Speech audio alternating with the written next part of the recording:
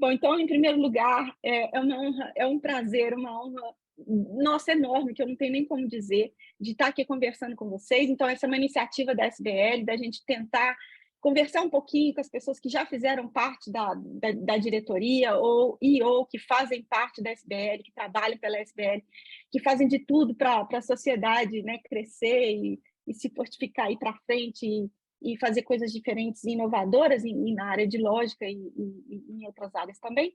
Então, eu queria, em primeiro lugar, agradecer a vocês a presença, a disponibilidade.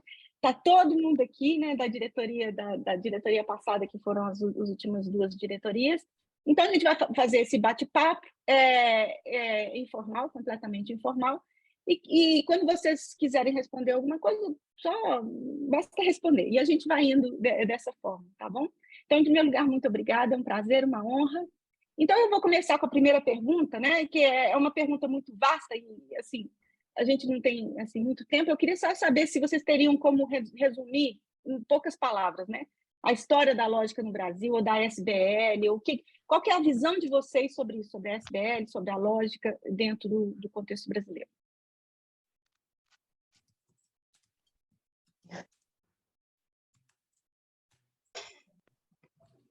O César é uma boa pessoa para começar, né? Porque, afinal de contas, é autor, ex-presidente e autor de já um clássico na literatura nacional. Então, acho que poderia... César, por favor, tome a palavra. Depois a gente complementa. Eu não sei assim, muito o que dizer sobre a história da lógica do Brasil. Acho muito difícil, né? Só posso dizer que, enfim, o meu contato foi quando eu era estudante de mestrado na Unicamp e me interessei por lógica. Estava trabalhando com a Andrea Loparic, né? Oficialmente o Porchat era o orientador, mas de fato era a Andrea. E eu lembro que em algum momento lá apareceu essa Sociedade Brasileira de Lógica. Eu me filiei também, né, como estudante. Participei de um encontro brasileiro de lógica, aquele que eu mencionei, né, que eu fui de ônibus lá de Campinas até o Recife, né, 48 horas de viagem, e dei volta para participar foi o terceiro encontro em 79, né. Então, participei de alguns outros, depois fiquei um tempo, bom, fui para a Alemanha, então fiquei realmente afastado. Mas eu sei, o que eu posso dizer é que na época não tinha muita gente assim que eu conhecesse trabalhando em lógica, né. Quando eu terminei o mestrado e vim para Santa Catarina, só tinha eu trabalhando com lógica aqui, né? Até a Andrea falou, vá desbravar, né? Alguma coisa, né? Então, hoje em dia, até o ano passado, tinha 3 no departamento, o Jonas, o Décio, que se aposentou agora sou eu, né? Mas então eu tenho visto assim que o interesse pela lógica e os grupos que se interessam por lógica cresceu bastante no Brasil, né?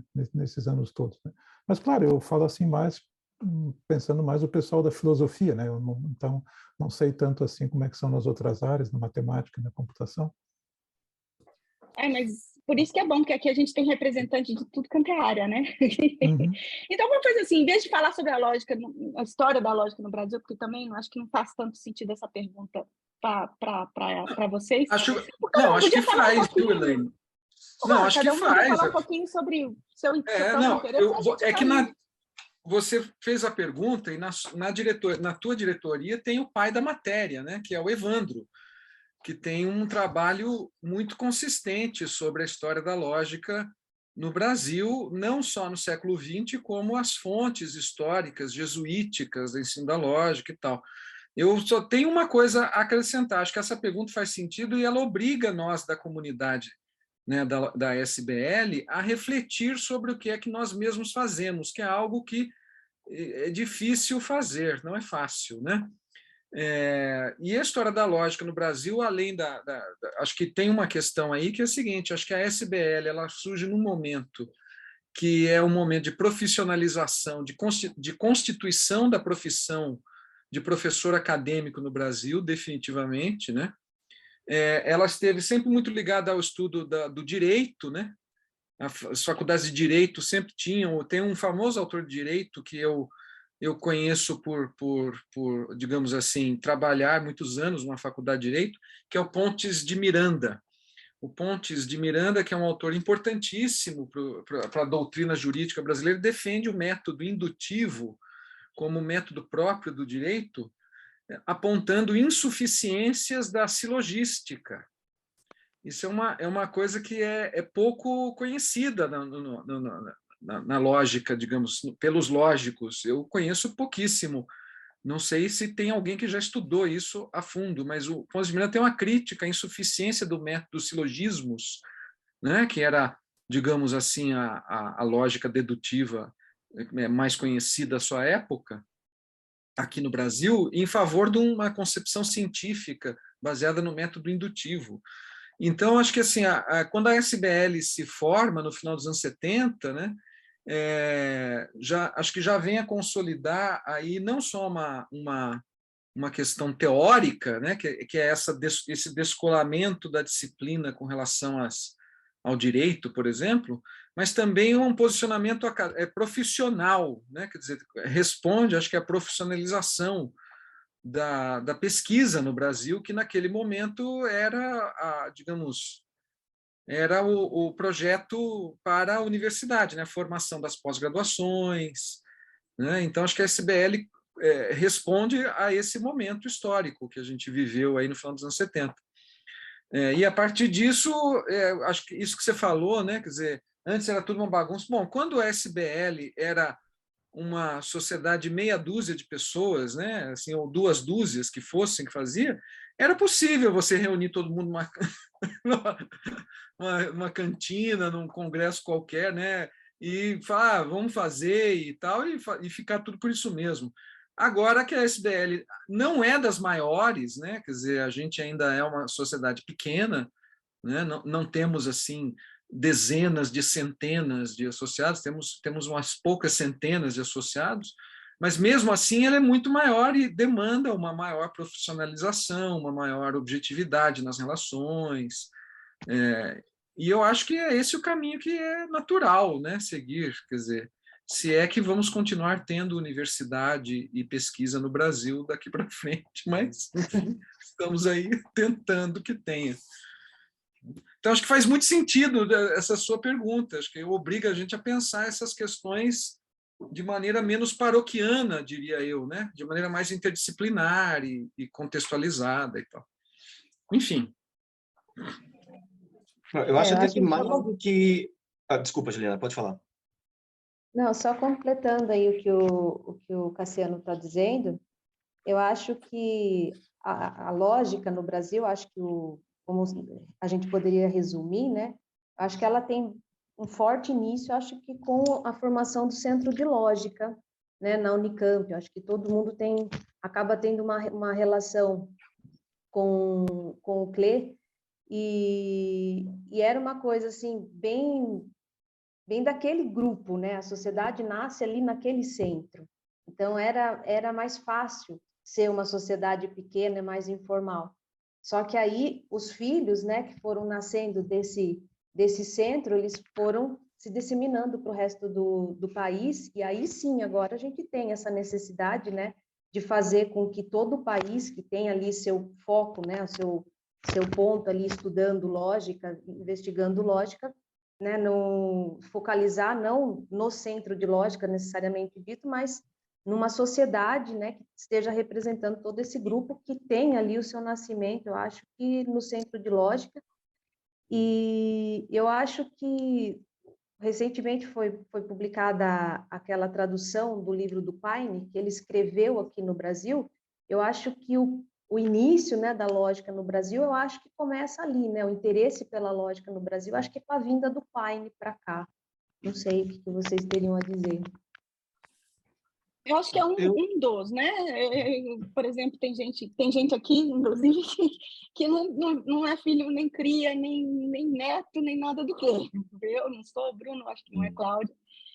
A escola da USP começou nos anos 50, né? Nos anos 50 tem o professor Edson Fará, que já provou algumas equivalências do axioma da escolha na época, algumas que as pessoas até hoje não sabem. Às vezes eu faço review no Matsainet, tem que falar, olha, isso aí que vocês provaram agora em 2015, na verdade o professor Fará provou em 53, na tese de cátedra dele, né, que é uma conjunção de dois axiomas, um de topologia, enfim, que é bem o tipo de coisa que depois a Ofélia, né, Ofélia Alas, que foi aluna de mestrado do Edson Fará no final dos anos 60, Aí o pessoal começou a trabalhar nos anos 70, aí tem o Miralha, um pouco mais para frente tem o Bianconi, aí são de lógica mesmo, né?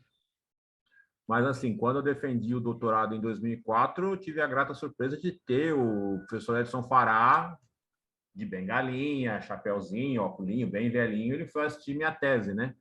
Porque aí eu era a próxima geração, né? A minha orientadora foi aluna da Ofélia, né?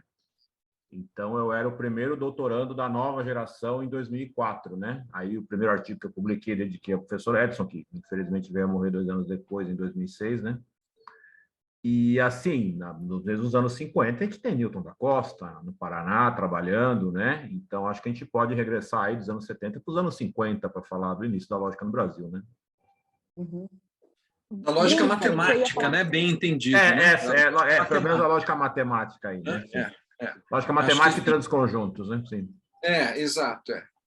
Quando a gente fala de história da lógica no Brasil, tem uma questão que eu acho que é bem complicada de avaliar, porque nós temos, pelo menos, a conjunção de 3 grandes áreas, outras áreas inclusive, mas a maioria de nós falando como membros da sociedade, tipicamente se declara como pertencente à comunidade de computação, à comunidade de matemática ou à comunidade de filosofia. Há exceções, temos pessoas do direito, inclusive filiadas à SBL.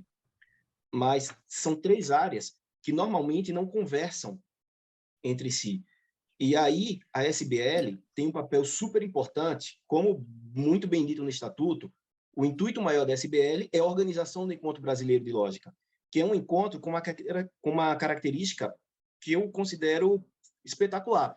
Ele consegue integrar todas essas pessoas de forma que não se torna um evento em que você tem uma sessão separada de matemática, uma sessão separada de filosofia e uma sessão separada de pessoas de computação. Mas é um grande evento com várias sessões em que as pessoas conversam. Elas se conhecem, elas conhecem os trabalhos, elas conhecem as pesquisas e elas começam a conhecer um pouco a história de cada um. Quando é que a lógica começou no Brasil? A gente vai ter diversas versões. Nenhuma delas talvez seja verdadeira, todas elas talvez sejam verdadeiras.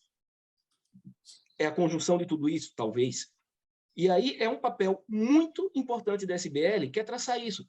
E de grande forma, é claro que toda história é uma história em construção, dado que a comunidade ainda existe, mas eu acho que a nossa história ainda está muito no início de sua construção. Nós somos um país de dimensões continentais, temos alguns grupos consolidados, poucos no Brasil, temos pessoas espalhadas pelo país, mas a gente ainda está crescendo ao ponto de que a gente possa dizer, temos grupos de lógica por todo o país. Vamos chegar nisso, espero, pelo menos. Mas é uma história em construção e que a SBL, sem sombra de dúvida, tem um papel fundamental na integração e na comunicação cotidiana desses grupos. Muito bom. Diversidade é tudo. Claro. Então, vamos voltar aqui para os nossos encerramentos. Eu gostei muito, acho que a gente já falou um bocado. Quando a gente fala, né, sobre a história do Brasil, a gente fala um pouco também sobre a nossa história, a história da lógica do Brasil, também sobre a nossa história, né, dentro da lógica, dentro do ensino, pesquisa de lógica dentro do Brasil. Eu queria que vocês falassem um pouquinho sobre as 2 gestões da SBL que vocês levaram a SBL para frente, né? Eu acho que vale muito, muito a pena a gente deixar isso registrado, porque eu achei a gestão de vocês fantástica, de verdade. Quem pode começar a falar alguma coisa? César. Bom, bem, obrigado pelo elogio, né? A gente tentou fazer um bom trabalho. O que a gente pode dizer? A ideia era realmente mais ou menos isso, né? De tentar realmente organizar as coisas. A SBL não tinha uma conta jurídica, uma conta no banco, não tinha, a gente conseguiu fazer isso, né? Administrar o dinheiro da SBL, passar o CNPJ sempre para o nome do presidente. Então, a gente acho que organizou bastante algumas coisas, conseguiu fazer aquela prática de colocar os editais na época para convocar para a Assembleia, para convocar para a eleição. Então, deixar as coisas realmente mais organizadas. Acho que foi a grande coisa que a gente tentou fazer, né? Começar alguma coisa para diretorias futuras continuarem. Acho que, não sei, eu resumiria assim o que a gente tentou fazer, pelo menos, e acho que em grande parte a gente conseguiu. Só colocando um adendo, né, porque antes de participar dessa atual diretoria, eu também participei como tesoureira da diretoria anterior. E já havia também já uma tentativa, né, pressão dos membros da diretoria, né, de fazer essa formalização da diretoria. E naquela época foi bastante difícil, porque a gente começou lá a ir atrás do que precisava com relação à documentação. Então, estava tudo muito mais bagunçado, e acho que quando a gente pega, assume a diretoria, né, parte dessa documentação já estava mais ou menos que organizada para poder começar a fazer essa formalização. Então, a gente consegue, de fato, esse feito, mas acho que a gente não pode tirar o crédito também da diretoria anterior de ter começado a trabalhar nessa questão e amadurecer essa ideia, porque para tentar sair desse impasse. Acho que só para constar aqui. Não, tá certo, mas eu acho que vocês fizeram muito mais que isso, né? E isso foi um marco, eu acho, um divisor de águas, né? Isso separa a gente de uma sociedade extremamente pequenininha, informal, assim, de fundo de quintal, para uma sociedade de fato. Ainda, claro, a gente ainda é uma sociedade pequenininha, né? Mas a gente está indo caminhando, né? Acho que a passos largos. E essa era uma coisa que era necessária. Sem isso, esquece, né? Mas vocês fizeram muito mais coisas, essa coisa de organizar os editais, de colocar as coisas mais, né, mais a limpa. O próprio prêmio Newton da Costa virou um prêmio da Sociedade Brasileira de Lógica, que também era uma coisa completamente, enfim, informal, e virou uma coisa formal da sociedade. Tem muito mais coisas assim. Institucionalizar apoio a estudantes, eu acho importantíssimo também, que a gente deixou bem claro, Isso. sempre tem chamada, sempre tem apoio, né?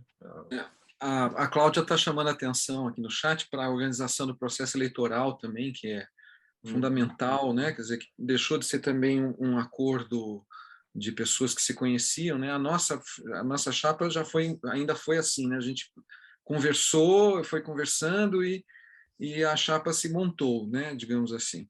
Agora a gente organizou o processo eleitoral e independentemente das pessoas, quer dizer, de passar por essas relações pessoais, existe um processo que está aí regulado e que possibilita a inscrição de mais de uma chapa, por exemplo, se assim for necessário, né? A partir do momento, como você falou, né, Elaine, que a sociedade vai crescendo, essas questões começam a ser naturais, na minha visão, né? Então, acho que esse tipo de atuação também. Agora, tem outras iniciativas, né?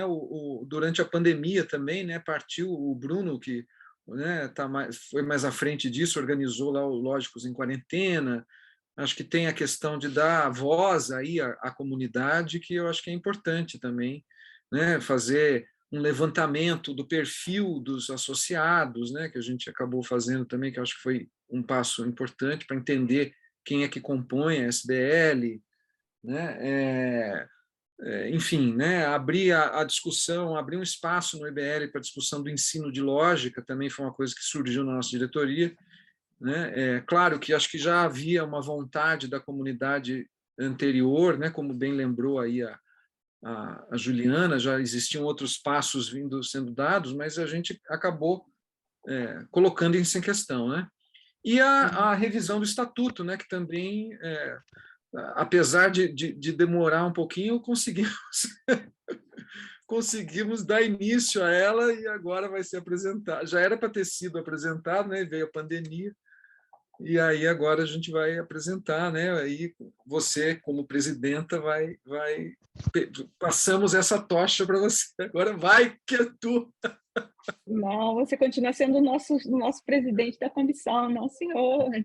Você que embale a criança, você que vai apresentar isso lá no nosso EBL. Apresento com o maior prazer. Com certeza. Ótimo. Gente, eu queria, então, terminar essa conversa. Eu, por mim, igual eu falei, eu ficava até amanhã de manhã aqui conversando, mas o objetivo é a gente fazer vídeos não muito longos para as pessoas poderem assistir, né? Todos eles quando quiserem. Depois eles certamente podem voltar e perguntar para a gente mais 1 milhão de coisas. Eu queria que vocês falassem uma palavrinha todos, se possível, o que vocês sugerem para quem está começando agora, né? Então, vocês deixaram a sociedade assim maravilhosamente boa de se gerir, ou seja, muito fácil fazer uma prestação de contas, por exemplo, agora, e saber mais ou menos com esses grupos, né? Já sabendo mais ou menos qual é o perfil que a gente tem, o que a gente pode sugerir, o que a gente pode fazer, etc, etc. Eu acho que isso não tem nem, isso foi uma coisa incrível, de fato. O que você sugere, então, para essas pessoas que estão entrando agora, que estão fazendo parte, começando a fazer parte ou da sociedade, ou indo no nosso encontro brasileiro de lógica, agora que a pandemia, né, acabou, a gente vai poder voltar a conversar, eu espero, pessoalmente. Que palavras que vocês têm para essas pessoas que estão começando agora? Tem uma coisa que eu acho que é super marcante na comunidade lógica do Brasil, que, pelo menos de todas as pessoas até hoje com quem eu conversei, todos se sentiram muito à vontade, muito bem recebidos pela comunidade. Isso é uma coisa que eu acho super bacana. E aí, quando a gente monta essa chapa, um dos intuitos que a gente tinha era de ter, dos vários núcleos de lógica do Brasil, claro, de alguns, impossível de todos, mas pelo menos de alguns dos principais núcleos de pesquisa em lógica, ter a representatividade. Essa representatividade, ela vem no intuito de possibilitar construir uma nova geração, quem vai nos suceder. Então, se tem alguma coisa que eu não só sugiro, mas a gente pede, a gente conclama as pessoas da nova geração, participem. Vão ao EBL, conheçam as pessoas, participem da comunidade e se integrem a essa comunidade que é tão bacana.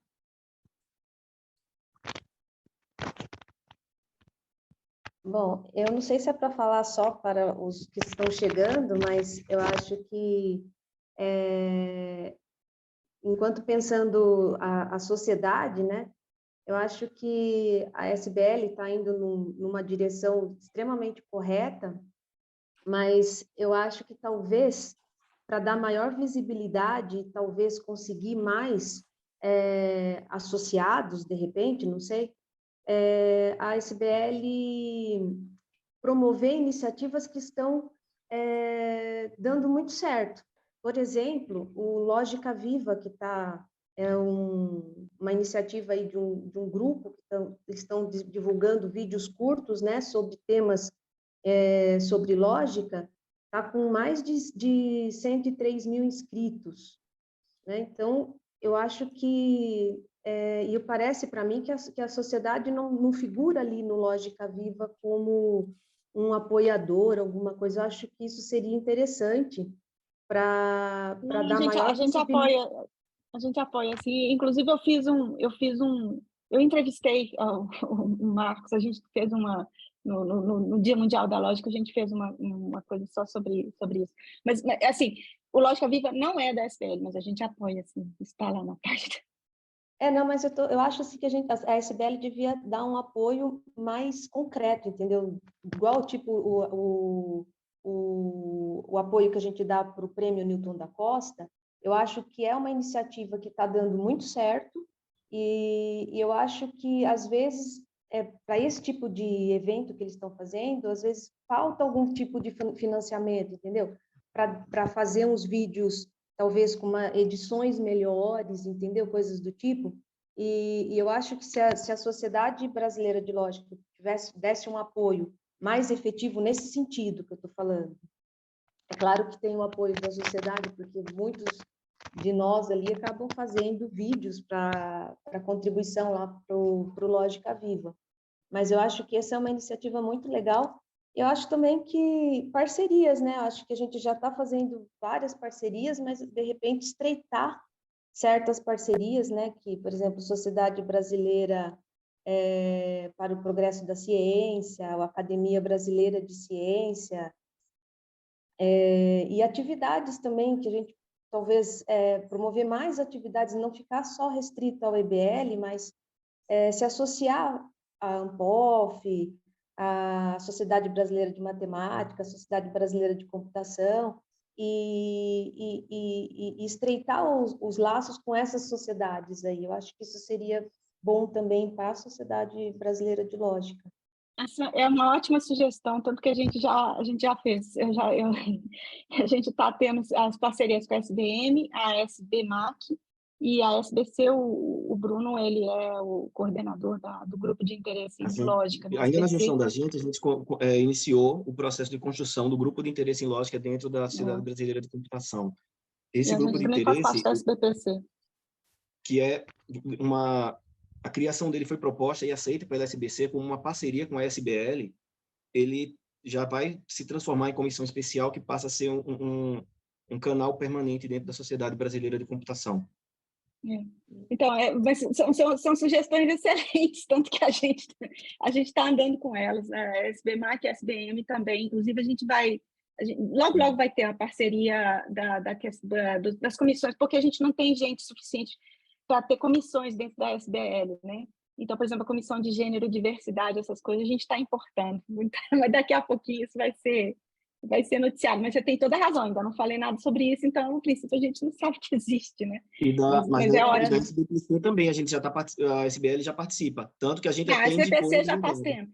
A SBPC participando dessa reunião. A SBPC a gente já faz. Eu vou reafirmar aqui o que eu já disse antes, e acho que isso que você falou, Elaine, é fundamental, né? Quer dizer, essa, não sei se vai chamar assim, comissão que você falou de diversidade e gênero, né?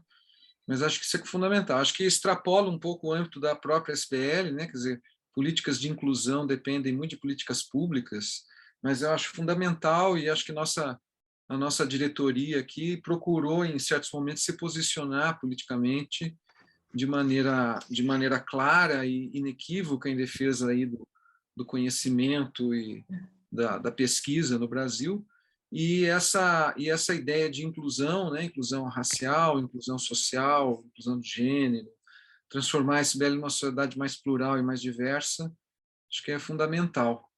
Então, se as pessoas têm alguma coisa a dizer para as novas pessoas, para quem está chegando, né? Assim, eu não sei exatamente o que dizer, a não ser assim,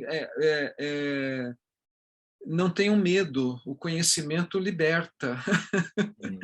A lógica pode parecer, às vezes, muito fria, distante e formal, mas é ao contrário. Quando ela faz sentido na vida das pessoas, a gente vê como ela é viva e quente e possibilita muitas outras coisas. É isso. Acho que para os jovens, né? Falando aí para o jovem que vai para o seu primeiro EBL agora, né? Eu acho que é isso que o Bruno falou, né? Abrace e seja abraçado. É isso. Acho que se você é de filosofia, você não precisa pensar em só vou conversar com o pessoal de filosofia. Conversa com o pessoal de matemática, conversa com o pessoal de computação, né? Porque a comunidade ultrapassa essa divisão, né? Essa divisão ocorre para a gente organizar as sessões, saber quem é quem e tal, cada um tem seu comitê no CNPq para fazer pedidos e tal, mas uma coisa que eu acho que essa diretoria tinha muito forte, assim, que a gente se orgulhava muito, é esse senso de comunidade seguido de um senso de deixar legado, né? Para mim, as duas palavras que sempre aparecem são essas: comunidade, legado, né? Então, acho que para o jovem que está indo para o primeiro EBL, você não está indo para um evento de filosofia, você não está indo para um evento com matemática, você não está indo para um evento de computação, você está indo para um evento de lógica. Existe isso no nosso país e é para você aproveitar e para você participar. É isso, né? Muito bom. César, você quer falar alguma coisa? Sim, sobre, então, contato com outras sociedades, né? Tem a Sociedade Brasileira de Filosofia Analítica, né? No último IBL a gente havia feito uma sessão conjunta, depois teve uma sessão de lógica no encontro da SBFA. Esse ano acabou não acontecendo, né? Mas essa é uma coisa. Foi uma outra coisa que eu achei em termos de iniciativas, né? Aí, não sei, eu sou diante da internet, né? Então eu estava lá, Gandalf, há 3.000 anos atrás, né? Então, uma das coisas que eu pensava é que a SBL poderia ter uma revista, talvez, né? Talvez transformar o boletim em alguma revista. Tem gente que quer que seja um selo de livros. Tem gente me cobrando isso. Um selo de livros. Que a enfim. SBL lance livros. Uhum. Pois é, seria uma coisa interessante, né? Não sei revista, assim, porque hoje em dia, como tem blog para tudo que é lado, essas coisas, vídeo no YouTube, então, bom, não sei. Tem a revista do CLE, né, que já serve bem para isso também, né? Pois é, mas talvez uma revista da própria sociedade, né, independente desse ou daquele grupo, né? Uma ideia que poderia ser, assim como outras associações têm as suas revistas, né? Talvez a gente pudesse pensar nisso, talvez com o tempo transformar o boletim em alguma coisa mais com maior frequência, trazendo artigos, coisas de ensino de lógica, não necessariamente uma revista para publicar pesquisa original, mas divulgação, coisas desse tipo, né? Então, uma coisa que poderia ser pensada também no futuro, né? Mas, de novo, a SBM tem uma coisa nesse sentido que é bem parecido com o famoso Notes da AMS, né? Que acho que é nesse sentido aí, não uma revista científica, mas você tem um boletim encorpado com artigos convidados, né? Essa ideia é boa, sim. Sim. Uhum, pois é. Então, é algo desse tipo, né? E se eu disser quem alguma tá coisa para começando? quem é estudante, que está começando a estudar lógica, essas coisas, se alguém é da filosofia, minha sugestão é tentar fazer algumas cadeiras na matemática, pelo menos, né? Sei lá, uma topologia, uma álgebra, alguma coisa, quem sabe alguma cadeira na computação, seria muito importante para a formação, acho que vale a pena mesmo, né? Vários alunos meus fazem isso, né? Estão na filosofia, mas vou fazer tal qual cadeira na matemática, porque eu estou interessado em lógica.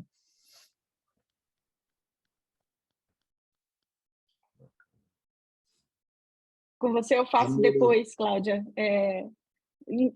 Não só nós duas, assim. E aí a gente conversa um pouquinho sobre isso também. Gente, olha, eu queria agradecer enormemente a participação, foi um prazer enorme. Eu tinha certeza que ia ser assim, super fluido, super bacana, super legal, e a gente não quer que acabe nunca essa conversa. Mas vamos continuar ela no IBL, né, que está chegando, e vamos para lá. Em Salvador, fantástico. Boa, Primeiro Carajé. evento depois da pandemia. Opa! Estamos dentro. Bora. Finalmente Gente, vence a Carajé. Opa!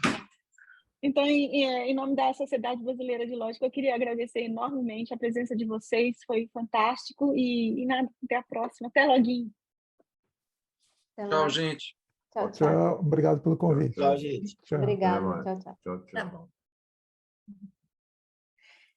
Bom, Cláudia Nalon, um prazer enorme estar aqui conversando com você um pouquinho.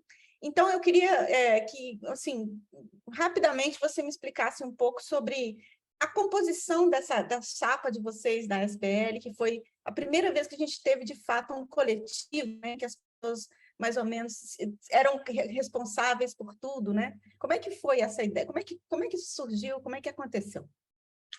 Na realidade, a gente recebeu incentivo da própria comunidade para estabelecer uma chapa que funcionasse nesses moldes, onde a gente teria pessoas de diversas áreas, representando diversas regiões do país, e que trabalhasse de forma mais não só conjunta dentro da própria administração da sociedade, mas também mais próxima a todos os diferentes grupos que perfazem a comunidade de lógica no Brasil. O que foi extremamente interessante. A chapa, de início, já se deu todo mundo muito bem, nem todo mundo se conhecia pessoalmente, né? A gente se conhece, às vezes, de poucos encontros, e a gente trabalhou sempre muito bem junto, com o intuito de fortalecer esses laços com os diferentes grupos dentro do Brasil, e também de estabelecer um caráter mais institucional para a sociedade, onde as colocações fossem realmente vindas da própria comunidade e as ações fossem realizadas para a comunidade. Não, isso é muito bacana, né? Se não é para isso, para que serve uma sociedade, né? Exatamente. E a gente vê, olhos vistos, o quanto que a sociedade cresceu, né? Com todas as atividades que vocês desenvolveram, né? Então, você podia me falar um pouquinho, assim, rapidamente também, que a gente já falou um bocado, né, na outra reunião, que coisas que você acha que foram feitas na gestão de vocês, que você acha, assim, que são as coisas mais importantes importantes, que são as mais legais, assim, bacanas? Bom, é claro que teve toda a parte administrativa de regularização do CNPJ, abertura de conta corrente, essas coisas todas que fazem, que são importantes para a administração e para a institucionalização, mas teve também momentos, teve o estabelecimento da página, canais de comunicação com outros grupos, maior interação através de e-mail, pesquisas sendo realizadas, determinação de perfil, essas coisas todas são importantes, porque estabelecem outras formas de comunicação que não são só, que eram primariamente exercidas durante os encontros, né? Então, a gente tem outros canais. Outra coisa que eu acho que foi extremamente importante foi o estabelecimento de um processo eleitoral, onde a gente tem determinado prazo de inscrição, onde você conhece as chapas, onde as pessoas podem entender quem é que está tentando organizar ou ajudar a organizar a sociedade. Então, essas são coisas que são, eu acho que são coisas importantes, porque elas ajudam a dar mais transparência para todos os processos políticos que ocorrem dentro da nossa comunidade. Isso é importante. E dá oportunidade de mais pessoas pensarem em ajudar, o que eu acho que é essencial. Ou seja, vozes que talvez não tivessem tanto espaço, tanto chão para falar, eu acho que elas acabam tendo um pouquinho mais de oportunidade para poder se mostrar. Isso eu acho muito importante. Por último, eu acho que a participação ou o estabelecimento de colaboração com outras sociedades foi também importante para dar visibilidade para a sociedade como um todo. A colaboração com a ANPOF dentro dos encontros, as mesas redondas que a gente estabeleceu, participação junto com a Sociedade Brasileira para o Progresso da Ciência, a manifestação da diretoria em atos políticos, né, de preservação dos mecanismos que fundamentam ou que financiam a ciência e estabelecem nossos processos dentro do nosso país e assim por diante. Então, eu acho que essas coisas todas só foram muito importantes. Eu acho que a gente conseguiu fazer isso bem, ou a contento. Claro que nunca resolve todos os problemas, mas assim, eu acho que a gente conseguiu fazer boas coisas para a sociedade brasileira de lógica. Não, com certeza. Eu queria terminar essa nossa conversa rapidinho com você falando alguma coisa para quem está começando agora, né? O que você fala para os seus alunos, por exemplo, quando você vai dar aula de lógica, ou para as pessoas que te procuram porque têm interesse em lógica, ou mesmo que não te procurem, ou seja, que pessoas em geral que têm interesse por estudar, ou começar a estudar, ou começar a fazer lógica, que mensagem assim bonitinha você pode dar, ou deixar? Eu acho que as pessoas têm que ser curiosas.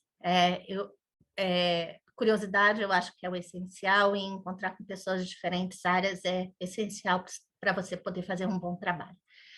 Principalmente dentro da computação, porque a computação é uma área razoavelmente nova, e quando você... E você vê a reinvenção de muitos conceitos dentro da computação. E eu acho que é importante você prestar atenção ao que outras pessoas fazem, como é que elas trabalham com raciocínio, para que você possa também se aproveitar de coisas que já foram muito bem pensadas por outros grupos ou com outros interesses. Lógica é tudo de bom, é a coisa mais linda do mundo e ela deve ser. E não importa se você nem sempre é tão valorizado. Isso é importante de se entender, que quando a gente entra para trabalhar com lógica em computação especificamente, a valorização da área de teoria não é grande, mas ela é essencial. E quando você trabalha em algo essencial e você consegue produzir, é gratificante. E que é por aí. Então, assim, estabelecer contato, entender que a gente não é a primeira pessoa no mundo a fazer as coisas, reconhecer o trabalho dos outros, acrescentar o trabalho dos outros de pouquinho em pouquinho. Ah, que mensagem mais bonitinha, adorei. Ô, Cláudia, então eu queria, em nome da SBL, eu queria agradecer muito, primeiro pelo trabalho todo que vocês tiveram, enquanto na diretoria, e depois também, antes, durante, depois, né, o que vocês continuam fazendo, eu acho bem, super bacana, e a sua mensagem foi linda. Muito obrigada, Cláudia. Eu queria agradecer a oportunidade, eu fiquei sem voz e microfone na outra reunião. Muito obrigada por disponibilizar mais um espaço para eu poder falar e agradecer também aos meus colegas de diretoria por todo o trabalho que eles já fizeram. Obrigada. Obrigada, Cláudia.